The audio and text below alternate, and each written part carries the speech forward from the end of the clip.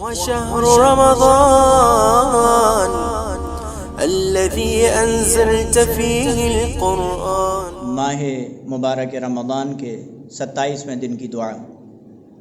اعوذ باللہ من الشیطان الرجیم. بسم اللہ الرحمن الرحیم.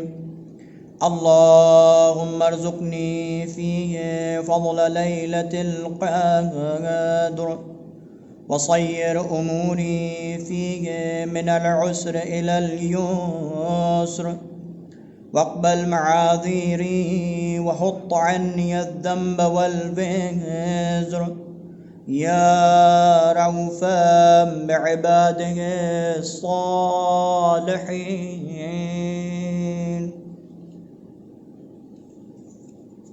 پروردگارا، اس مہینے میں میرے حصے میں شب قدر کی فضیلت قرار دے اور میری مشکل امور کو آسان بنا دے اور میری مغفرت کو قبول فرما اور گناہوں کا بھاری بوجھ میری پشت سے اتار دے. اے نیک بندوں پر مہربانی کرنے والے. ناظرین گرامی قدر، آج کے دن کی دعا کے سب سے پہلے فراز میں ہم پڑھتے ہیں: پروردگارا، میرے حصے میں شب قدر کی فضیلت قرار دے. اذان محترم، یہ ایک تحقیقی پہلو ہے اور اس پر تحقیق و بررسی ہو چکی ہے کہ علماء کے درمیان میں اس بات کا اختلاف ہے کہ شب قدر کون سی ہے. آج کے دن کی دعا میں بھی ہم پڑھتے ہیں کہ پروردگارا، میرے حصے میں شب قدر کی فضیلت قرار دے. بعض علماء نے کہا ہے کہ شب 27 رمضان جو ہے وہ لیلۃ قدر ہے، لیکن علماء تشیع کا متفق علیہ فیصلہ یہ ہے کہ 19، 21 اور 23، جس میں سے 21 اور 23 میں امر دائر ہے کہ ان میں سے شب قدر، افضل ترین شب قدر کون سی ہے کہ جس میں قرآن کریم نازل ہوا ہے. لیکن قطعی طور پر اکثر علماء تشیع نے یہی کہا ہے کہ 19، 21، 23 شب قدر ہیں. لیکن بہرحال کہ پروردگار عالم سے ہم دعا کرتے ہیں: پروردگارا، مجھے شب قدر کی فضیلت میرے حصے میں قرار دے. اذان گرامی قدر، شب قدر بہت زیادہ اہمیت رکھتی ہے.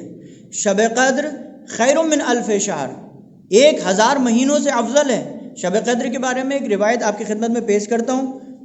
جناب موسیٰ علیہ آلاف التحیت والثناء پروردگار عالم کی بارگاہ میں دعا کرتے ہیں: پروردگارہ الہی ارید قربک، پروردگارہ میں تیری قربت چاہتا ہوں، میں تیری نزدیکی چاہتا ہوں. پروردگار عالم ارشاد فرماتا ہے: قربی لمن استیقظ فی لیلۃ القدر، یعنی میری قربت اسے نصیب ہوگی جو لیلۃ قدر میں شب بیداری کرے گا اور پروردگار عالم کی عبادت اور اطاعت میں اس شب کو بسر کرے گا. پھر جناب موسیٰ کہتے ہیں: پروردگارہ الہی ارید رحمتک، پروردگارہ میں تیری رحمت چاہتا ہوں. پروردگار ارشاد فرماتا ہے: قال رحمتی لمن رحم المساکین لیلۃ القدر، یعنی میری رحمت اسے نصیب ہوگی جو لیلۃ قدر میں مساکین پر رحم کرے گا. اس کے بعد میں پھر جناب موسیٰ کہتے ہیں: پروردگارہ ارید الجواز علی الصراط، پروردگار میں صراط مستقیم سے عبور کرنے کی اتھارٹی طلب کرتا ہوں، اجازت طلب کرتا ہوں. پروردگار ارشاد فرماتا ہے: قال ذلک لمن تصدق بصدقۃ فی لیلۃ القدر، یعنی شب قدر میں جو انسان صدقہ دے گا، پروردگار عالم فرماتا ہے کہ شب قدر میں جو انسان صدقہ دے گا اس کو صراط مستقیم سے عبور کرنے کی اجازت دے دی گئی ہے. اس کے بعد میں جناب موسیٰ کہتے ہیں: پروردگارہ قال ارید من اشجار الجنہ وثمرہا، پروردگار میں جنت کے درخت اور ان کے ثمر تجھ سے طلب کرتا ہوں. پروردگار کہتا ہے: قال من سبح تسبیحا فی لیلۃ القدر، جو لیلۃ قدر میں تسبیح پروردگار عالم کرے گا اس کو جنت کے درخت نصیب ہوئیں گے اور جنت کے ثمر نصیب ہوئیں گے. اس کے بعد میں جناب موسیٰ علیہ السلام ارشاد فرماتے ہیں: قال الہی ارید النجات من النار، پروردگارا میں آتش جہنم سے نجات طلب کرتا ہوں، پروردگارا میں آتش جہنم سے دور رہنا چاہتا ہوں، بچنا چاہتا ہوں۔ پروردگار عالم ارشاد فرماتا ہے قال ذالک لمن استغفر فی لیلۃ القدر، جو لیلۃ قدر میں طلب مغفرت کرے گا میں اس کو آتش جہنم سے نجات بخش دوں گا۔ اس کے بعد میں جناب موسیٰ کہتے ہیں پروردگارا الہی ارید رضاک، پروردگارا میں تجھ سے تیری رضایت طلب کرتا ہوں، میں تجھ سے تیری خوشنودی طلب کرتا ہوں۔ جناب موسیٰ پروردگار عالم ارشاد فرماتا ہے قال رضائی لمن صلی رکعتین فی لیلۃ القدر، میری رضایت اسے نصیب ہو گئی جو لیلۃ قدر میں 2 رکعت نماز پڑھے گا۔ یہ لیلۃ قدر کی عظمت اور فضیلت ہے کہ پروردگار عالم نے اس لیلۃ قدر کو ہماری زندگی میں ہمیں نصیب فرمایا ہے۔ عبادت اور اطاعت پروردگار عالم میں بسر کر کے اس شب قدر کی عظمت و فضیلت کو درک کیا جائے۔ پروردگارا شب قدر کی عظمت و فضیلت کو میری زندگی میں قرار فرما۔ اور اس کے بعد ہم دعا کرتے ہیں پروردگارا میرے مشکل امور کو آسان فرما۔ اذان گرامی قدر، کبھی کبھی اس دنیا میں ہم مسلسل مشکلات میں گرفتار رہتے ہیں، ایک مشکل ختم ہوتی ہے دوسری مشکل آن پڑتی ہے، کبھی مال کی مشکل، کبھی اولاد کی مشکل، کبھی اہل و عیال کی مشکل، کبھی ذہنی روانی روحی مشکل، کبھی بیماری، جیسے کہ آج کی اس دنیا میں یہ وبا پھیلی ہوئی ہے۔ پروردگار عالم سے دعا کرتے ہیں کہ پروردگارا میری مشکلات کو آسان فرما، تجھے اہل بیت علیہ السلام کا صدقہ۔ اور اس کے بعد ہم پڑھتے ہیں پروردگارا میری معذرت کو قبول فرما۔ اذان گرامی قدر، ہم گناہ گار ہیں، ہم خطا کار ہیں، پروردگارا تیری بارگاہ میں روسیہ ہیں، پروردگارا ہم اس لائق نہیں ہیں کہ ہم اپنے گردن کو تیرے اور تیرے اہل بیت کے سامنے اٹھا سکیں۔ پروردگارا میری گردن میں گناہوں کا توق پڑا ہوا ہے، پروردگار تو کیا ہوا، میں گناہ گار ہوں، میں روسیہ ہوں، لیکن پروردگار تو رحمان و رحیم ہے، تو غفار الذنوب ہے، تو ستار العیوب ہے۔ پروردگارا تجھ سے طلب کرتا ہوں اس ماہ مبارک رمضان میں میری معذرت کو اپنی بارگاہ میں شرف قبولیت نصیب فرما۔